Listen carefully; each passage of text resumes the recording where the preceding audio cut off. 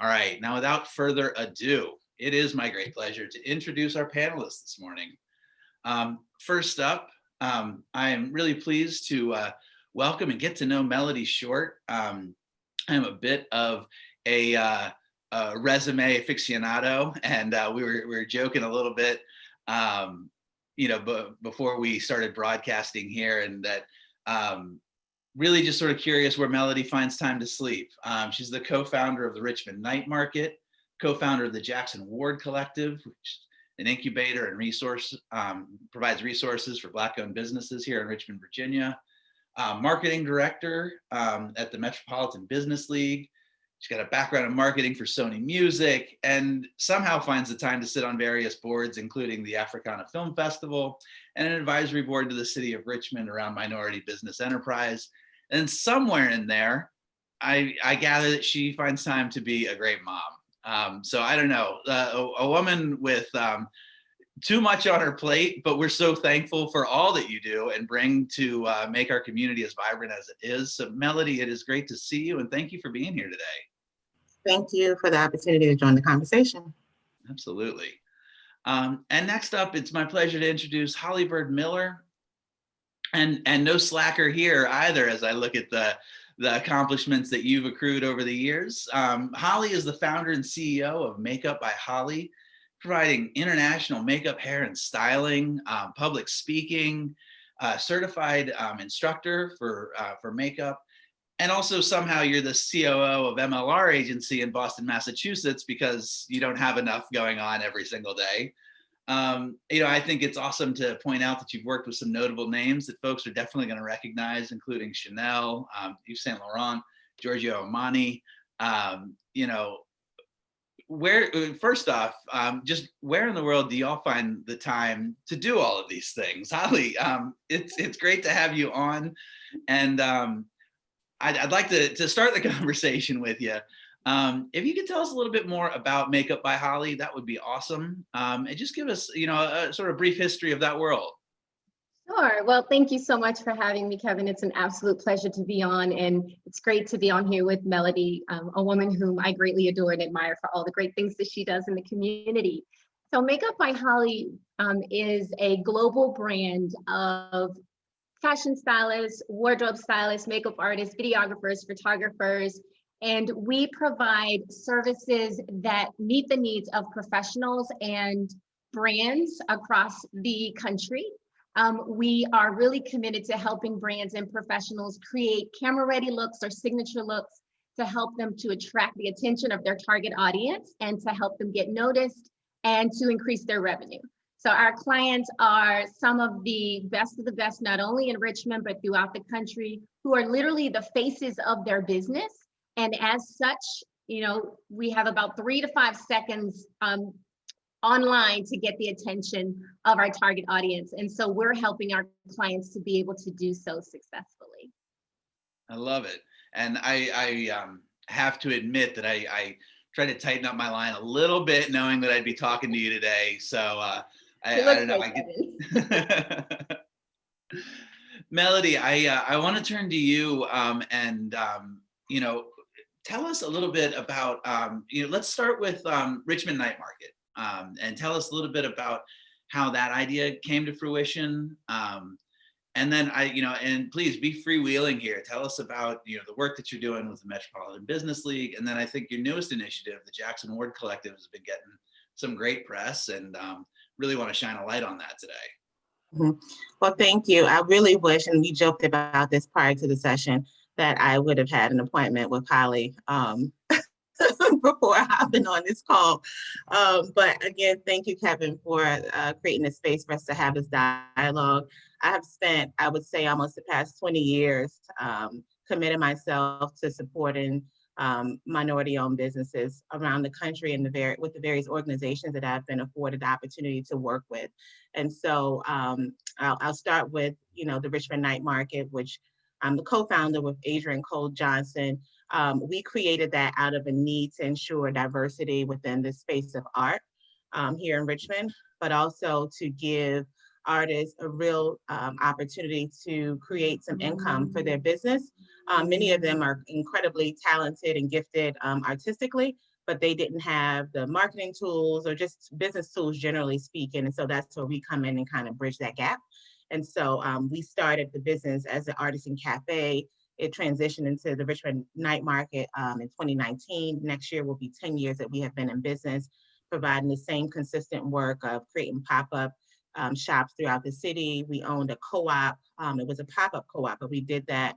Originally it was scheduled for 6 months, but we did it for almost 2 years, again, to give artists training ground. So not only are they able to be their creative selves, but also be able to run their businesses efficiently. And so that's the through line with all the work that I do. And I'm so grateful for the Metropolitan Business League. I am part of that incredible team doing work in the supportive capacity of marketing and communications. But essentially, for those that are joining us today that have been living under a rock and that you're not familiar with the Metropolitan Business League, because they've been doing the work of supporting small women and minority-owned businesses for over 50 years here in Richmond. Essentially, we do the work of promoting economic prosperity through the state of Virginia. And we do that through our leadership, through our educational offerings, trainings and advocacy work, and our programming. And so you likely have seen MBL, in the media quite often this year as well. And then the Jackson Ward Collective, which is my new baby, literally 4 weeks old, in partnership with Rashida Creighton and Kelly Lemon. We created that as a sense of community for Black businesses specifically. And so what we do is give Black business owners and supporters of Black businesses who are committed to pooling together resources for the purpose of building, community. We provide a hub. So essentially we are a hub, and we connect small businesses at various stages, whether they are in their ideation phase of business, if they consider themselves a startup, if they're looking to grow or even scale their business, and we pair them with resources that already exist within the city. So we do that through our partnerships with the NBL, Office of Minority Business Development, SBSD, Capital One, VCC. And so we just want to make sure Black owners are aware that these resources exist, and also make sure they have support, because just generally speaking, it is a lonely road when you're an entrepreneur. And then layer that with the fact that, you are a Black entrepreneur, oftentimes not having access to many of the resources. We just want to make sure we can wrap our arms around Black business owners and let them know we're on this journey with them. So that is the work that I do. I love it. And I want to stick with you for just a second, because I think that, all of your work sort of contributes to this perspective from both an entrepreneurial boots on the ground level, but also from helping so many other organizations. And I don't mean this question to sound tone deaf or anything like that, but I think that for our audience, to fully understand why Black businesses, why women-owned businesses, for somebody who says, there are all these resources out there that, so again, so what are the challenges and the needs of women-owned businesses and minority-owned businesses that require this focus? Well, there are resources that exist, but it's not directed and targeted towards, so there's 2 buckets. So with the MBL, we do minority and women-owned businesses. With the Jackson Ward Collective, is very specific to Black businesses. So I'll separate my response. With the Jackson Ward Collective, there's an incredible need for resources for Black businesses specifically. What happens is oftentimes programs put, Black businesses under the umbrella of minority-owned businesses, and sometimes it still doesn't get funneled to the Black business, because many, are considered minority-owned business. For us, that's problematic, and it has, the result of this has been, Black-owned businesses not having access to funding, Black-owned, which prohibits their ability to grow their business, them not having access or not even being familiar with technical support that may be available, because we don't want our businesses to start and just continue to exist the way that they do 5 years, 10 years. They should be also given, there should be conversation around, what are your goals? Let's talk about your growth plan. Has anyone even had that conversation with you? Are you staying abreast of, what's the changes that are happening within your industry? Are you staying abreast of the changes that are happening within the marketplace, the state, as it relates to your business? And I think oftentimes we are heads down, we are doing the work, we're owning restaurants, we are making sure those orders are fulfilled, right? And keeping our customers happy, but there hasn't really been presented an opportunity for growth, and that's not okay.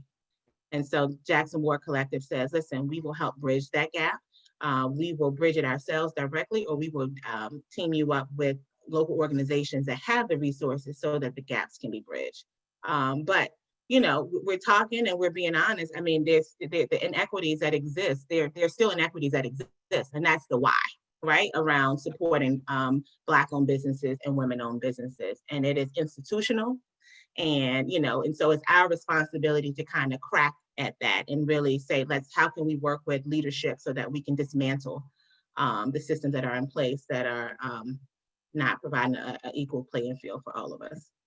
Absolutely. No, that's great. And yeah, clearly, I mean, everything from financing to access to expertise to, I mean, you name it. That's a wonderful service to the community that y'all are providing.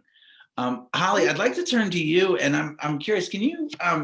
How has being a woman owner of a business, African American woman, how has that shaped your entrepreneurial journey? Has that been something that is that ever out of mind, or is that always pretty central to who you are and what you're doing every day that you're getting up out of bed and getting after it?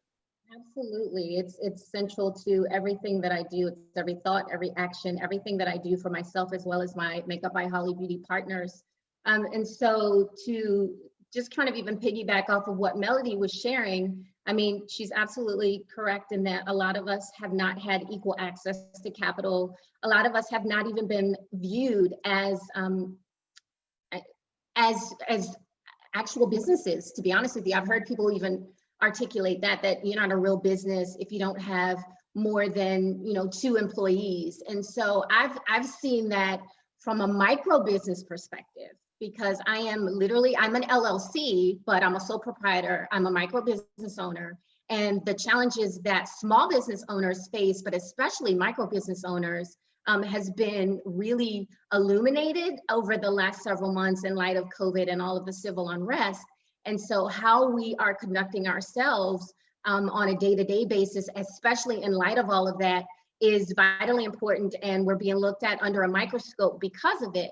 So it's so important that we make sure that we have our business affairs in order with all of our finances, so that they can look at our books and they can see that we are running our businesses above board and we are conducting our businesses as a corporation would, or any of the bigger players, but we're just micro businesses. And so that has all been illuminated over the last several months.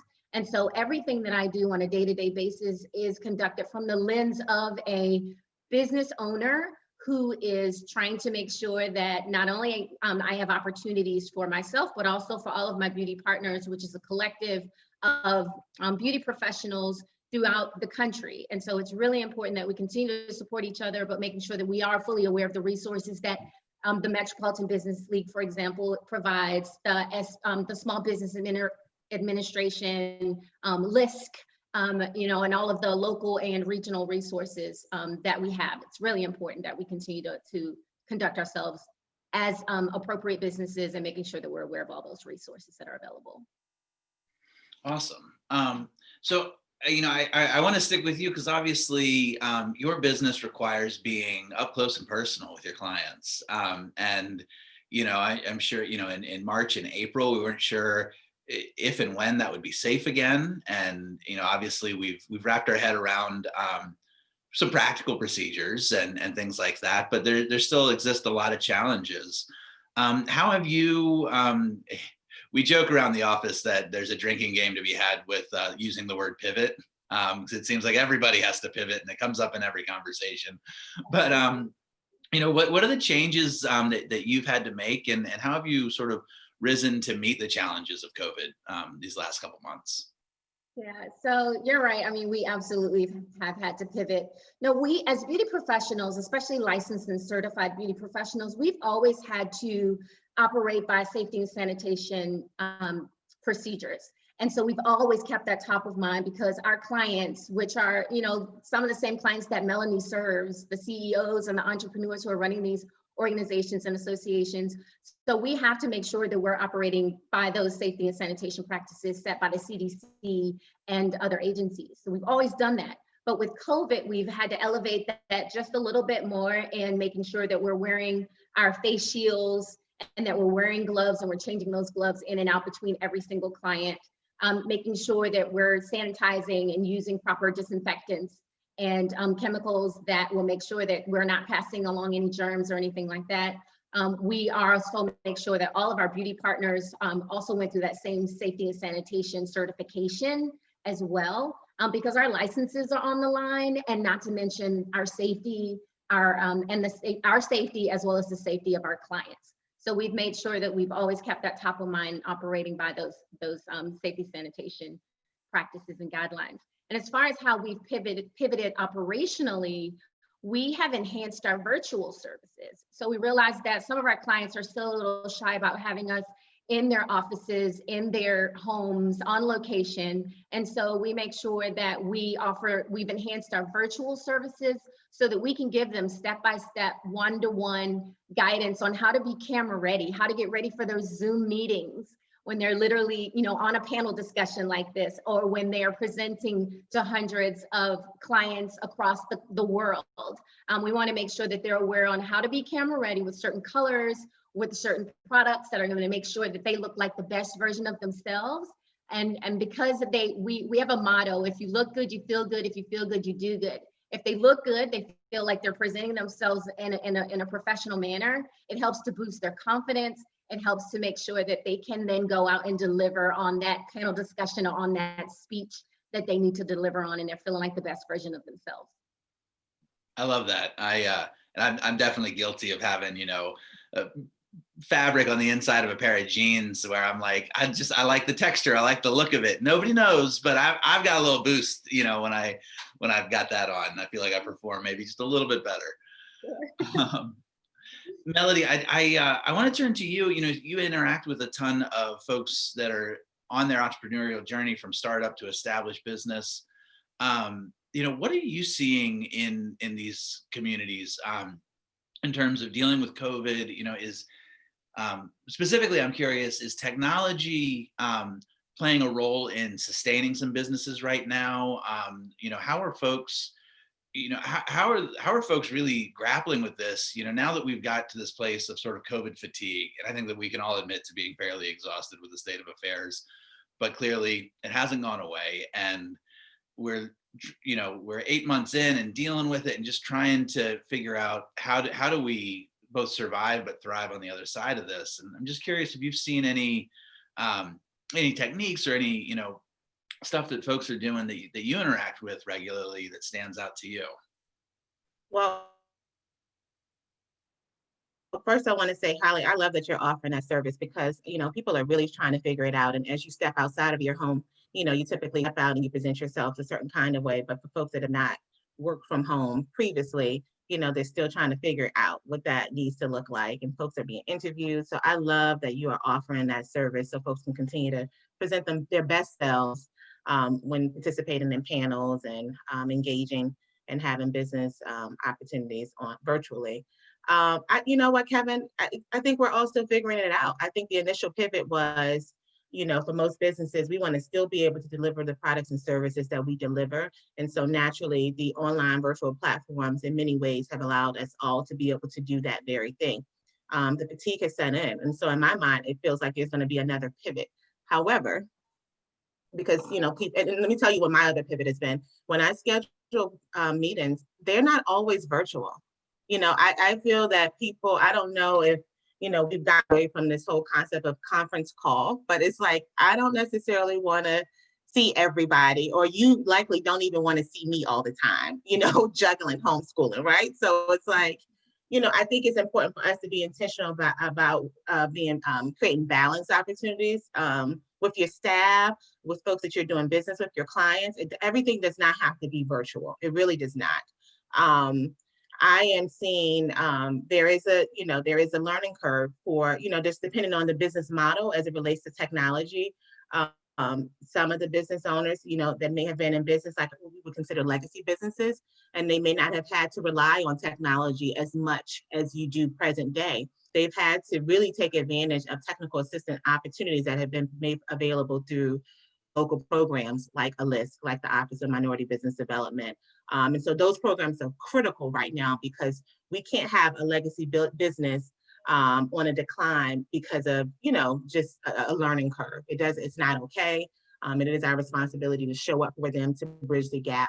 But that's probably the most that I've seen, in terms of the challenge, or, depending on your business type, it really requires the in-person, face-to-face type of engagement. So I think that people have made their pivots successful as best as they can. But a lot of businesses are still experiencing a decline in their sales, in their revenue that they're typically generating. Take restaurants, for instance, some of our business owners that are restaurants, they've made the pivot to really prioritize and center the carry out experience. Or for some that have been fortunate, they've been able to build like a space outside where folks can dine outside safely, but it still does not compare to the indoor seating. So if you have all of this square footage, you built and created the space with the idea of generating a certain amount of revenue per square footage, and you are not maximizing the usage of that space. And so that's why it's important. I know we'll dive into this later. It's important for us to be able to support local organizations, the state to be able to provide support financially to kind of help small businesses during this time and not exhaust them with a ton of, requirements, you know what I mean, to be able to gain access to those resources. Long response to your question, but I'm hopeful that was. No, that was great. And it does provide sort of a jumping off point for sort of the next topic I'd like to explore a little bit.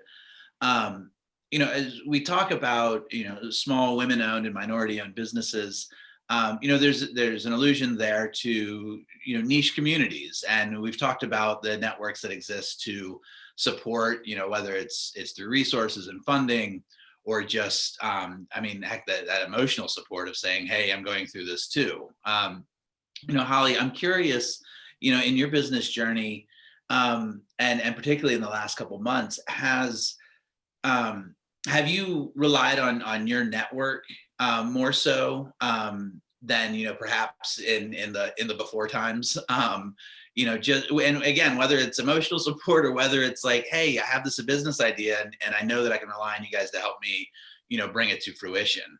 What has that experience been like for you the last couple of months? Yeah, well, I've always understood the importance of networking because I have 25 years of corporate experience. And so that was always all about networking. I realized that's one of the key things we can do to sustain and grow our businesses.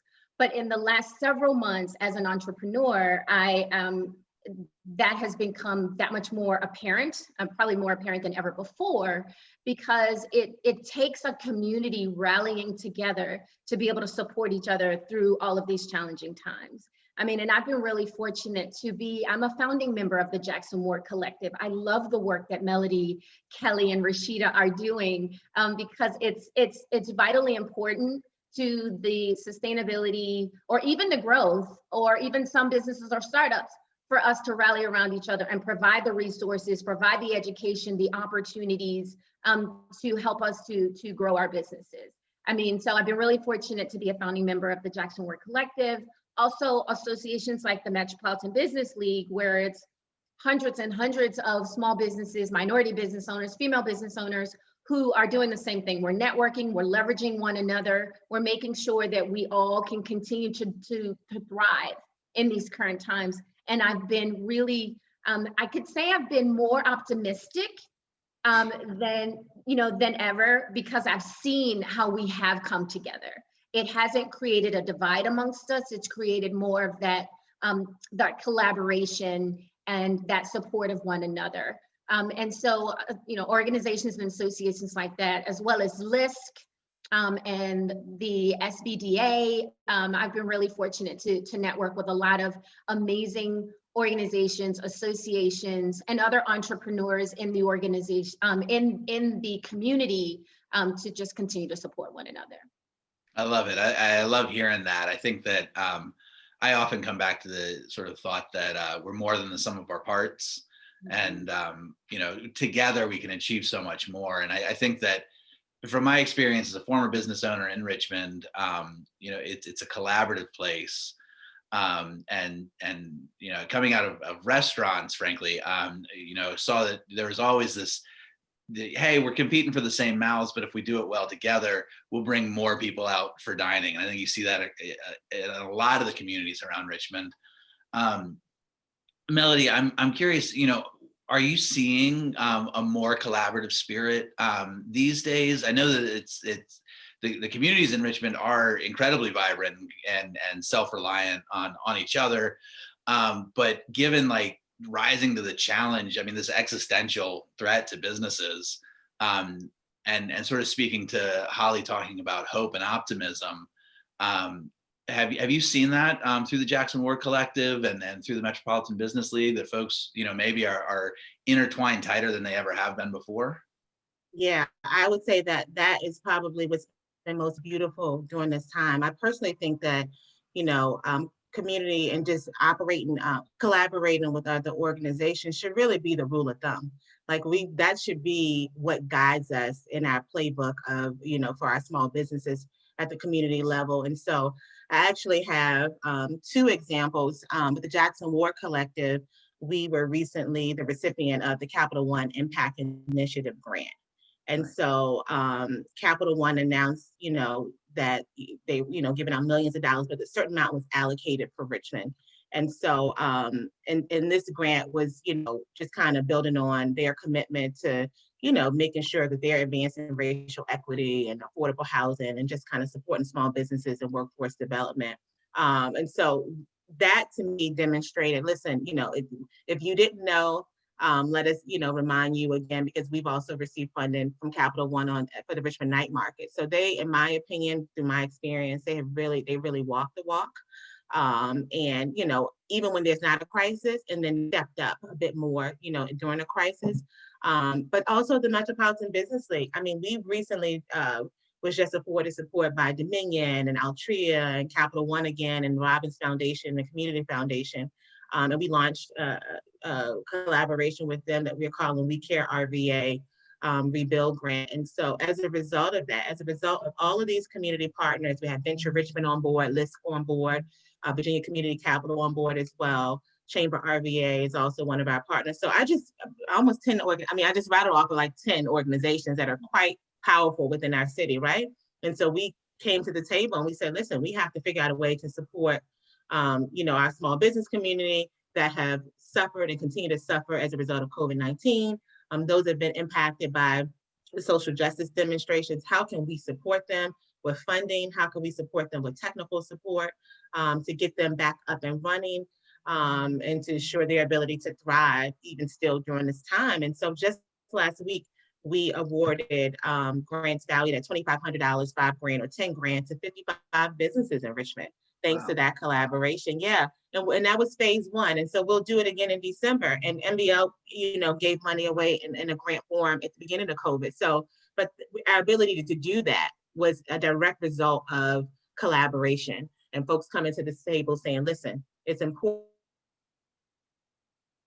that we put our heads together to figure out how we can, support our community. Small businesses, Main Street businesses, really the bedrock of our city. So we have to, it is our responsibility to make sure we support them. And doing it in a collaborative way is always more impactful and effective, in my opinion.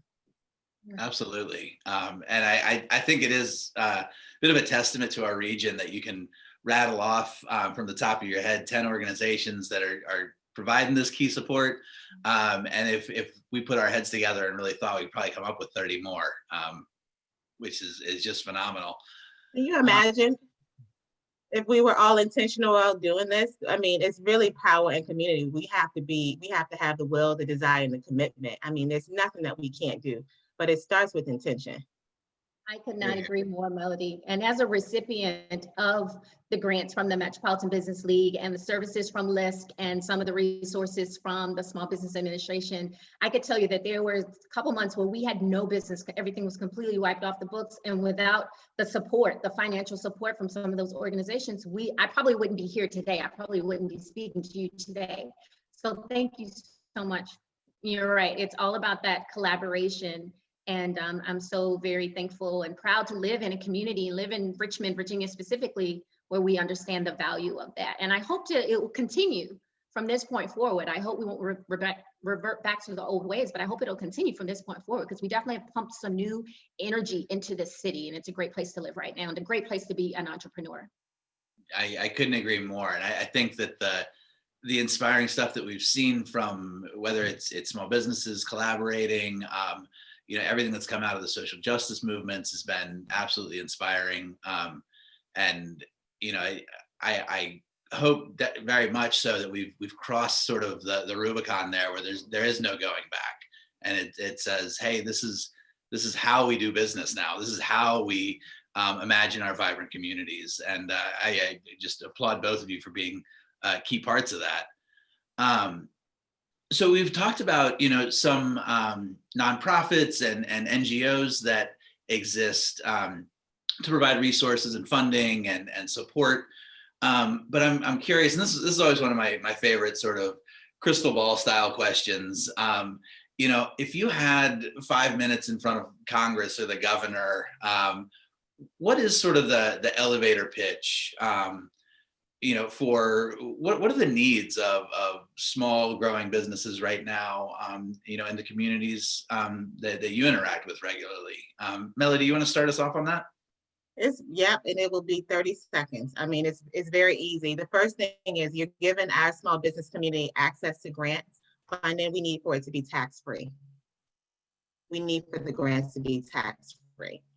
And then the other thing I would just say, just genuine small business support. So even with the processes of funding, the small business owners are exhausted. Can you imagine how many grants they've applied to during this time to, in an effort to keep their doors open and to sustain their business?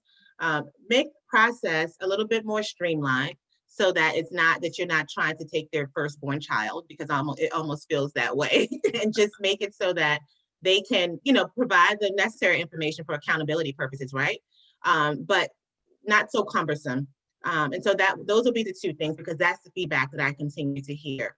It's just an exhausting process. And then, and I remind them, don't forget to, take out of a portion of that grant, because that's not, strictly your revenue. You have to pay taxes on that. So I'd like for it to be presented so that they don't. No, that's a really good and frankly practical tip for anybody out there that is exploring these options. And we talk a lot to our clients about PPP loans and things like that, how to handle those appropriately, and just making sure that you're not taking on an obligation that ultimately shoots you in the foot. So that's great. And I love that you were like, I've got a 30-second pitch. Get me on the elevator with the governor. I've got it. Holly, Yeah. What is sort of your call to action or the need that you see as a small business owner? Where is there a policy solution or an action that you would really call for from either, local, state, or federal government? Yeah, so mine will probably take 5 seconds. Give more access to micro business owners. I echo everything that Melody said. So small businesses, we realize that number can be pretty broad in terms of the number of businesses that fall under that category, but I would also like for them to consider micro business owners and under that same lens, where there's just a team of one and we're relying heavily on independent contractors. Because what I've seen over the last several months is we're applying for these grants and we're applying for these loans, is that a lot of them won't even consider us unless we have 2 or more employees. And some of us just aren't at that stage of our business. And for them to be able to consider micro business owners with the same opportunities and the same grant opportunities, the same funding opportunities, and access to more capital, it is vitally important. I can't stress that enough. So, but it's also incumbent upon the micro business owners, just to add to that, that we have to keep our finances in order. We have to make sure that our financials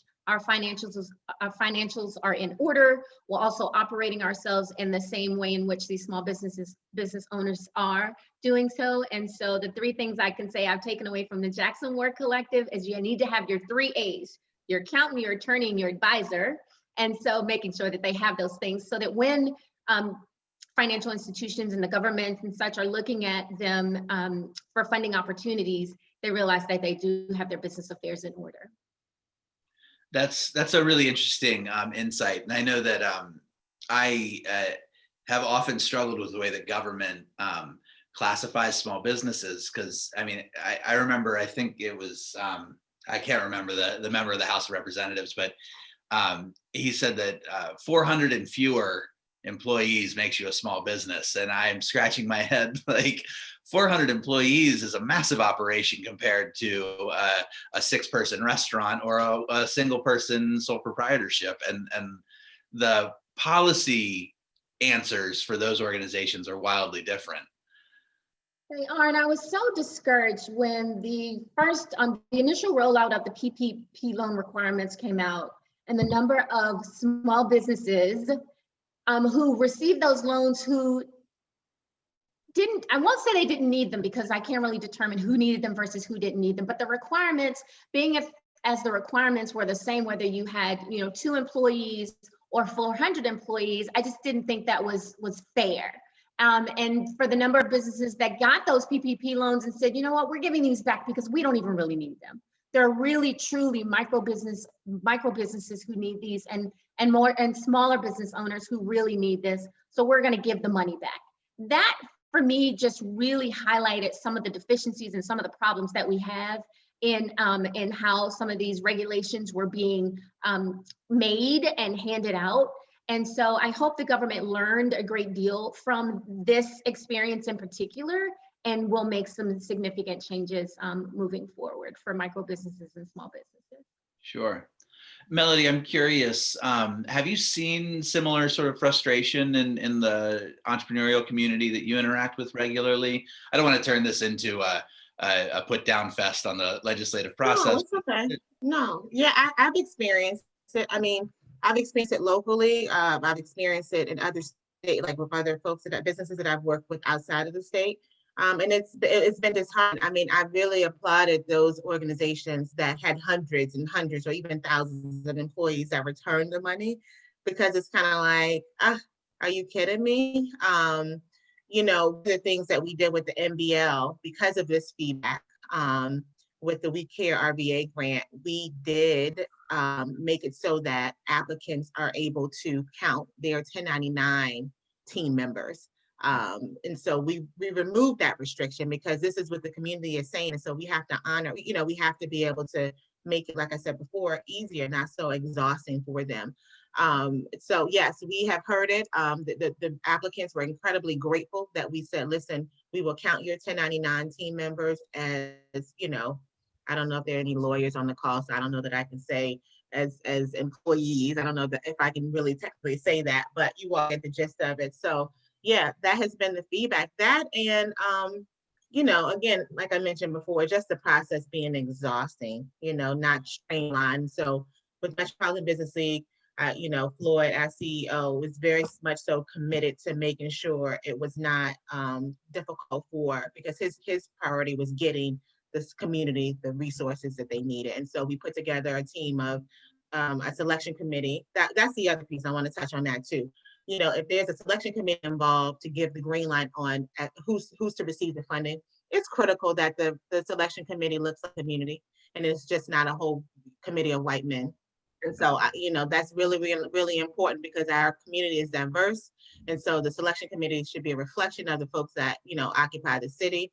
And so, Floyd really got behind that. And our selection committee was incredibly diverse in their professional backgrounds, ethnicities, and just their way of thinking. So again, long response, but I just want to, if anyone's on this call and they're in the position to kind of help folks gain access to resources, I just make sure it's you make sure you have women at the table, you have Black folks at the table making the decisions so that we can get the money to the people that are in need.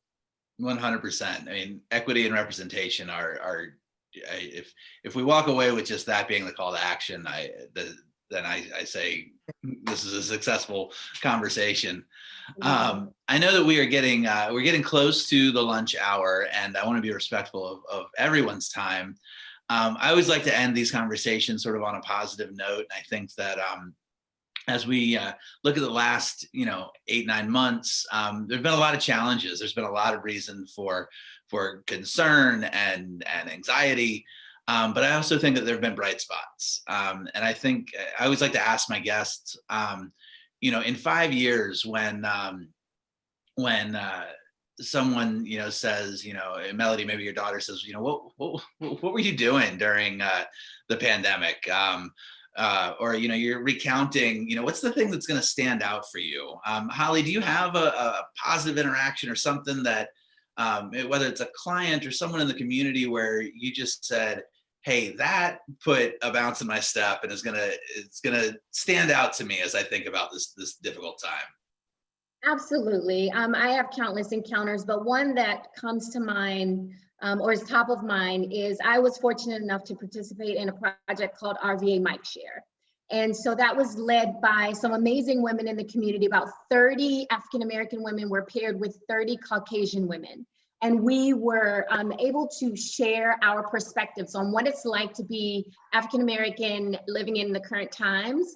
And even what it was like just kind of growing up and those experiences that kind of helped to shape the women whom we've become, whether we're moms or entrepreneurs or wives or what have you. And so that project was spearheaded by Amanda Moore, who's a phenomenal Caucasian woman here in Richmond. And I was really fortunate to participate in that project. That was a week-long project. And I know they were doing it throughout the country, but we were really fortunate to be able to experience that here in Richmond. And I was one of those participants. And so just being able to take over our Caucasian counterparts' social media sites and being able to share our perspectives on what it's like so that people could have insight on the good, the bad, the ugly, and everything in between on what it's like to be African-American living in the current time. And it really brought some amazing relationships out of it, as well as understanding. So that's one of the most positive things I took out of it. And I'm really fortunate to say my partner was Christina Dick with Tiramisu for Breakfast, who's a phenomenal businesswoman here in the area. And she and I fostered a really great relationship from that carries on to this day. So that was one of the most positive things I could take away from this. I love it. And I appreciate you incorporating a shout out to Christina out there. I know she's been on several of these webinars, and always appreciate her tuning in and value her contributions to the community. Melody, I know that you have got to get going shortly. It's okay, I can share because this is important. Absolutely. And also, if you wouldn't mind, tell folks how they can connect with you or Jackson Ward Collective as well. Okay, I'll type it in the chat. Is that okay? I'll type it in the chat. Okay. Yeah. So my 2 cents is really it's like a story of resilience. And that is really what has been the through line for me, just being amazed at how business owners are so committed to pushing through and getting through these times. And so the story that I have is actually one of a Jackson Ward Collective member. She is the owner of Our Cycle Studio. They have been open for just a few months. In fact, it was birthed out of the owner losing her job. So we're still in COVID. So she just lost her job during COVID. She was an HR executive, but she'd also been teaching cycling classes at a local cycle studio. And so with the layoff, it gave her the push. And I think somewhere deep inside, she'd always wanted to do the thing. And so it gave her the push, and she had the support of her family to literally open up a business. And I want to say maybe 2 months she's been open. Our Cycle Studio, she is the only Black woman-owned cycle studio in the state of Virginia. They're located in Manchester. And so I encourage everyone on the call to give, support Our Cycle Studio. You can look them up online, ourcyclestudio.com, social media platforms. But I just love that story of resilience, because to lose a job that you've had for so many years, and you were an executive in this organization, and for your bounce back to be so quick, so much so that you've launched a business and within a brick and mortar, that is quite incredible. And it really speaks to just the folks that we have here in Richmond. It really speaks to their resilience. So that is my feel-good story. I love it. Thank you so much and both of you, thank you so much for taking the time to be with us today. I've loved hearing these stories. The call to action of, get out there, support these businesses in our community. Women and minority owned businesses, Black businesses, get out there. If it's a restaurant, get a gift card. We've got gift season coming up. Let's as a community rally around these folks and make sure that they're operating and thriving on the other side, because the pandemic will go away. And let's hope that very few businesses go with it. That is the real critical call to action as we wrap up here. Holly, it has been an absolute pleasure getting to know you. And thank you so much for taking the time this morning. Thank you so much for having me. It's been an absolute pleasure getting to know you. And it's always good to see my friend Melody and hear about all the things that you're doing. Always. Yes, always good to see you, Holly. I enjoy sharing the space with you this morning. Likewise. Thank you. I love that I sort of inadvertently was able to bring two friends together for a little bit this morning. So I'm happy to have provided that space. Melody, you and I have exchanged emails for a while now, and it's just great to finally meet you. And I'm glad. I'm sure that our paths will cross again. Sincerely, thank you for all that you do here in Richmond. It's appreciated, and I appreciate you taking the time today. I also hope that you managed to get a nap in sometime with everything you have going on. Me too. Thank you so much, Kevin. I appreciate you. Absolutely. Thanks for this platform, Kevin. Thank you so much for this platform and all the great things you're doing for the community. Absolutely. Well, I hope that you all have a great afternoon. Here we are heading into the noon hour, so we are wrapping up. But great deal of gratitude and thanks to everybody who joined us this morning. We appreciate you taking the time and being with us. We are here every day at 11 a.m. We have trainings on how to utilize our system on Mondays and Thursdays. On Tuesdays and Fridays, we do legislative updates. And we take a deep dive on topics like the FFCRA, PPP loans, you name it. Additionally, every Wednesday, we have these fantastic hour-long programs where we dig into the topics that you need to feel inspired and run your business. We really do appreciate you joining. Next Wednesday, my colleague Leslie Bruno is going to be joined by Serena Fulton from the great company Floricane, and they're going to be talking about employee morale and engagement. I know that is a hot topic these days as we try to navigate working from home, returning to office, and all of the stress of virtual school, you name it. So we will be digging into strategies and best practices for making sure that you have your staff that's engaged and feels the love of their employer. So I do hope that you will, I do hope that you will tune in for that one. As always, I am Kevin Wilson. This has been The Beacon. We appreciate you tuning in. As always, I encourage everybody to wash your hands and have a great Wednesday. Take care, everybody.